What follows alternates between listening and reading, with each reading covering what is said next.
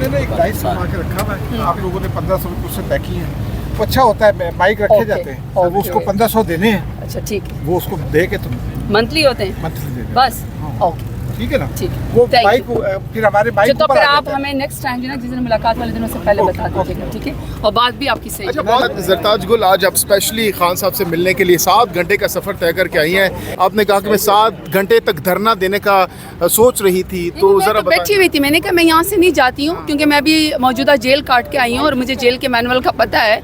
जब बंदा खुद एक्सपीरियंस करता है, मुझे जब बेगुनाह अबडक्ट किया गया था और मुझे फिर डेरा गाजी खान जेल भेज दिया गया था। 6 बजे इनकी शिफ्ट होती है। मैंने कहा दिन के टाइम से हमारी खान से मुलाकात का वक्त मुकर्रर था, तो मैं ये 6 बजे तक बैठ जाती हूँ। लेकिन मुझे उमर अयूब साहब ने कहा आए, ये तो सफाक है, इनको कोई फ़र्क नहीं पड़ता, मीडिया से तो एटलीस्ट गुफ्तगू करें। कहते कि जी लिख के दे दें, और मैंने आपसे कहा, मैंने उनको बताया, मैंने कहा ये तो हम ज़रूर साइन करते होते हैं कि आपकी जो मुलाकात होती है, मगर ये कौन सा तरीका है कि जब आप सियासी गुफ्तगू नहीं करेंगे, सियासी गुफ्तगू ही करेंगे। मेरा लीडर पाकिस्तान का सबसे बड़ा लीडर है, पॉलिटिकल सबसे बड़ी जमात को और सबसे बड़ा वोट लिया है मेरे लीडर ने, तो हम तो सियासी गुफ्तगू करेंगे। लेकिन वो हीले बहाने बना रहे थे, उस वक्त से हम 2 बजे के यहाँ पे बैठे हुए हैं। लेकिन कोई बात नहीं, मैंने पहले भी आपको कहा ये वक्त बदलता रहता है। मैं तो अलार्मिंग सिचुएशन है। जो टिकटॉक वज़ीर आला है उसने कल धमकी दी है खान साहब को, और आज आप देखें कि हमें जेल में मिलने नहीं दे रहे। मैं यही सवाल करना चाहती हूँ कि आप मीडिया को, हम सबको, ह्यूमन राइट्स एक्टिविस्ट को, फोरम को, सबको वहाँ अंदर जाने दें, जेल खोलें, हमें सेल दिखाए जाएं, हमें बताया जाए कि खान साहब से आप हमें क्यों नहीं मिलने दे रहे, क्यों हमें मैसेजेस नहीं पहुंचाने दे रहे। हम पॉलिटिकल लीडर हैं, हमारा हक है कि हम अपने लीडर से मिले, और कोर्ट ने इजाज़त दी हुई है। आप हमसे कौन सी चीज़ छुपा रहे हैं, और आप खान साहब के साथ कौन सा गैर इंसानी सलूक करें जो आप कहते हैं कैमरे की आंख ने देखें, उनके जो सेकंड ईयर लीडरशिप है या जो हमारे कारकुनान तक बात ना पहुँचे, वो क्यों ये रोकने की कोशिश कर रहे हैं। तो सियासी गुफ्तगू से क्या डर है? क्या कोई लॉन्ग मार्च या धरने का ऐलान किया जा सकता है? डर होगा तो हमें नहीं मिलने दे रहे ना। और मैं तो कह रही हूँ अलार्मिंग सिचुएशन है। कल टिकटॉक वज़ीर आला मरियम नवाज ने खान साहब की ज़िंदगी को दोबारा से थ्रेट किया। पहले भी जब थ्रेट किया था तो वज़ीराबाद में खान साहब के ऊपर हमला हो गया था, और जिसने गोलियां चलाई थी उसको नेशनल टीवी पे उसकी प्रेस कॉन्फ्रेंस दिखाई गई तो उसको मजलूम बताया गया था कि ये कोई जुनूनी है, प्री प्लान नहीं था। और अब दोबारा उन्होंने थ्रेट किया। तो आज हमें पॉलिटिकल लीडर को, जब हमारे पास कोर्ट के ऑर्डर्स है, खान साहब ने खुद हमारे साइन किए थे, नाम हमें क्यों नहीं मिलने दिया जा रहा है, हमसे क्यों छुपाया जा रहा है? क्या आप केपी के हुकूमत के हवाले करने का मुतालबा कर रहे हैं? पुरअमन है, हर दफा इंसाफ का दरवाजा खटखटाते हैं, हर दफा दोबारा कोर्ट में जाते हैं, हर दफा अगर खान साहब से आपकी मुलाकात हो जाती, खान साहब से अगर मुलाकात हो जाती तो क्या सोच में था, क्या माइंड में था, क्या बातें करनी थी खान साहब से? थी कुछ 3-4 चीजें मेरी जहन में थी, वर्कर्स के लिए भी, लायमल के लाश से मेरी चीजें जहन में थी। कोई बात नहीं, आज नहीं तो कल से। कि आप कह रही है कि जब ये हमारा टाइम आएगा तो हम इस चीज़ का आपसे बिल्कुल बदला लेंगे, तो क्या आपको लगता है आप अगर आप बदला लेंगे, वो आपसे लेंगे, आप उनसे लेंगे, फिर आप मुल्क का कौन सोचेगा? मैंने ऐसा नहीं कहा, मैंने ऐसा कहा कि ये वक्त बदलते देर नहीं लगती। आज हमारे ऊपर मुश्किल है, कल को आपके ऊपर मुश्किल होगी, फिर गिला नहीं बनता। आप हमेशा कहते हैं ना, नवाज शरीफ हर वक्त रोते होते हैं, रोती हुई दुल्हन अब दोबारा बाहर भी चले गए, अपने असल वतन चले भी गए। हमेशा कहते हैं उनके साथ नाइंसाफ़ी हो। क्या उन्होंने वक्त से सीखा? क्या उन्होंने सीखा कि पॉलिटिकल पार्टियों के साथ विक्टिमाइजेशन करने से क्या अंजाम होता है? स्पेस कहीं और फिर चली जाती है। तो आज अगर इनके अपनी मुंशी की हैसियत रबर स्टैंप बना दी है इन्होंने पूरे पार्लियामान को, तो पाकिस्तान तो पीछे जाएगा।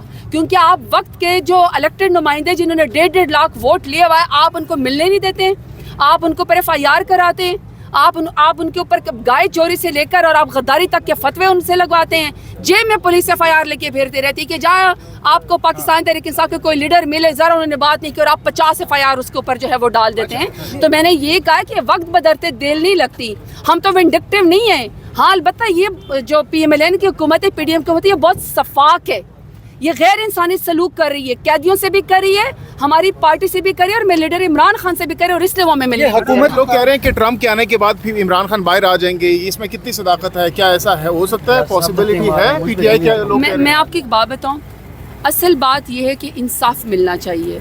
मुल्क के अंदर इंसाफ ख़त्म हो चुका है, मुल्क के अंदर ज़मानत भी नहीं मिलती। पाकिस्तान में ख़वातीन के लिए थोड़ी सी कानून नरम है कि जो खातून अरेस्ट होगी उसका आप उसको पहले उसमें ज़मानत देंगे पेशी के ऊपर। लेकिन बुशरा बीबी ने बेगुनाह 9 महीने कैद के अंदर गुजारे, उनको ज़मानत बहुत लेट मिली है। खान साहब की बहनों को पहले फ़िज़िकल रिमांड पे भेज दिया गया था। इसी तरह अभी तक सिमाबिया ताहिर इस वक्त अरेस्टेड है। डॉक्टर यास्मीन राशिद को अभी तक इंसाफ नहीं मिला। हम खुद दरवाज़ा खटखटाते रहते हैं और अब बहुत मुश्किल से हमारी ज़मानत होती है, एक्सटेंशन हो जाती है।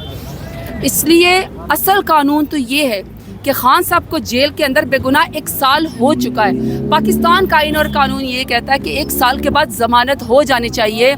अब ठीक है, आप किसी इंटरनेशनल उसकी पावर की बात करें या आप पाकिस्तान की उसकी बात करें, लेकिन असल बात यह कि पाकिस्तान के अंदर से इंसाफ होना चाहिए। पाकिस्तान के अंदर इंसाफ क्यों ख़त्म हो गया है, क्यों ज़मानत नहीं होती और क्यों मेरे लीडर इमरान खान को बेगुनाह जेल के अंदर डाला हुआ, किस चीज़ का खौफ है इनको? अच्छा, बुशरा बीबी पहले इमरान खान आज कौन सी बड़ी जिम्मेदारी आपको दे सकते थे खवातीन के हवाले से? नहीं, वो तो क्योंकि बुशरा बीबी के हवाले से और अलीमा खान के हवाले से चल रहा था कि वो पार्टी लीड करेंगे, इसीलिए आपको बुलाया है। देखिए, मैं कैटेगरी के लिए आपको कह रही हूँ कि जब मैं अरेस्ट हुई थी तो मुझे ये था कि ये ना हो कि हुमायूं खान जो मेरे स्पाउस हैं वो प्रेस कॉन्फ्रेंस कर लेंगे और मुझे कि जरताज गुल को जो है वो अरेस्ट किया हुआ है बेगुनाह, वो मेरे लिए आवाज़ उठा सकते थे। मेरी पार्टी मेरे लिए उठाती, मेरी आवाम मेरे लिए, आप सोशल मीडिया ने भी मेरी आवाज़ उठाई है।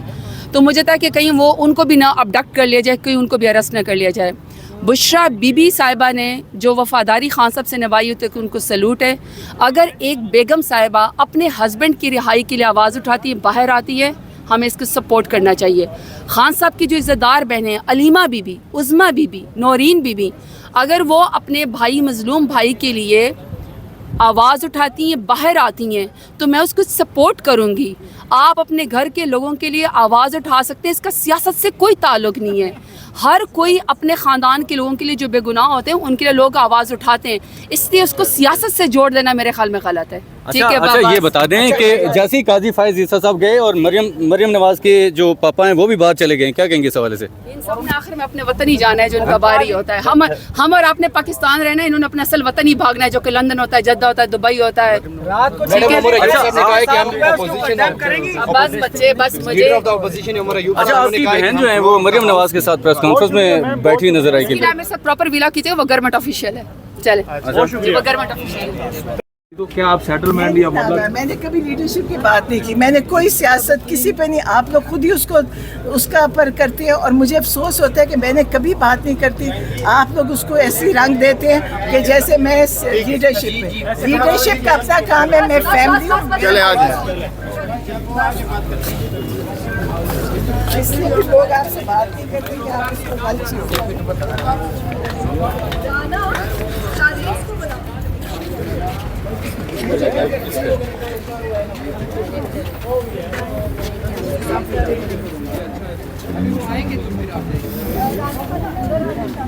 सेल्फी वाले भैया ना